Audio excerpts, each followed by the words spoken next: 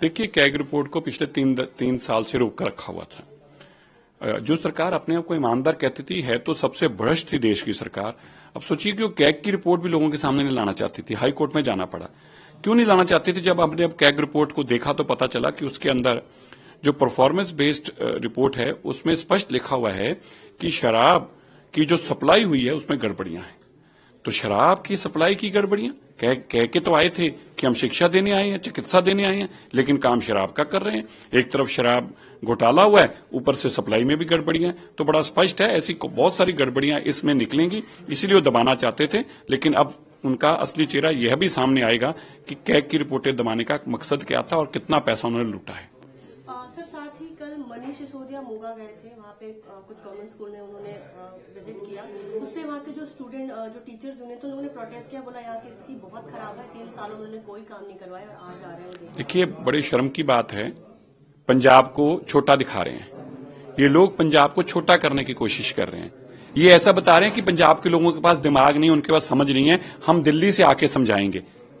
मनीष सिसोदिया जी, जब पंजाब के लोगों ने तुम्हें समझाया ना, अभी तो दिल्ली से भागे हो, फिर देश छोड़ के भागना पड़ जाएगा।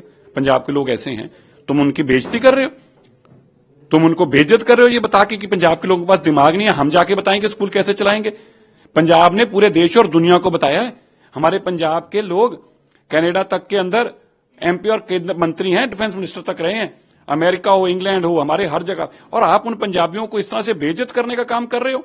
अभी देखना थोड़े दिन में मनीष सिसोदिया का हाल क्या करेंगे। कोई बहुत बड़ी बात नहीं है कि थोड़े दिन बाद आपको मनीष सिसोदिया जी की पिटते की वीडियो आ जाए। अभी तो प्रोटेस्ट हुआ है ना, दिन दूर नहीं है जब पिटते दिखेंगे वहां। सर, साथ ही कल एक आप गवर्नमेंट का बहुत फेल्योर सामने आया, जो कुलदीप सिंह धालीवाल है, जिन्होंने एक मिनिस्ट्री चला थे जो वो नॉन एक्सिस्टिंग मिनिस्ट्री थी, उस पर ये कहते थे, मुझे याद आता है भगवंत मान की बात, कहता था हमें सरकार बनानी भी आती है और चलानी भी आती है। अब पता चल गया कैसे चलानी आती है, मंत्रालय ही नहीं है और मंत्री 3 साल से बिना मंत्रालय के घूम रहे।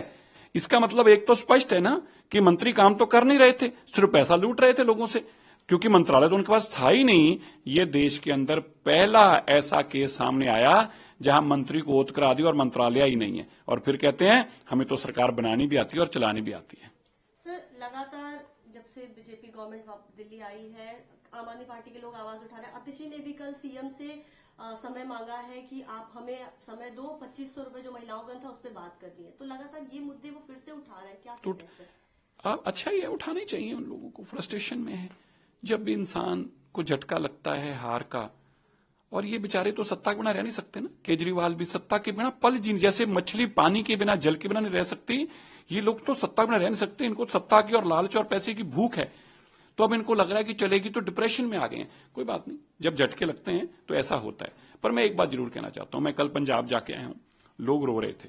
लोग कह रहे थे कि हमें 1000 रुपया वादा करके गया था, अतिशी वहां तो चला रही है, लेकिन पंजाब क्यों नहीं आ रही है, यहां के हमारी बहन बेटियों की क्यों नहीं बात सुन रही। तो मैं अतिशी जी को कहना चाहता हूं, अतिशी जी वो पंजाब वाले बुला रहे हैं, जरा 1000 रुपया उनके बारे में बता के ना क्या किया है।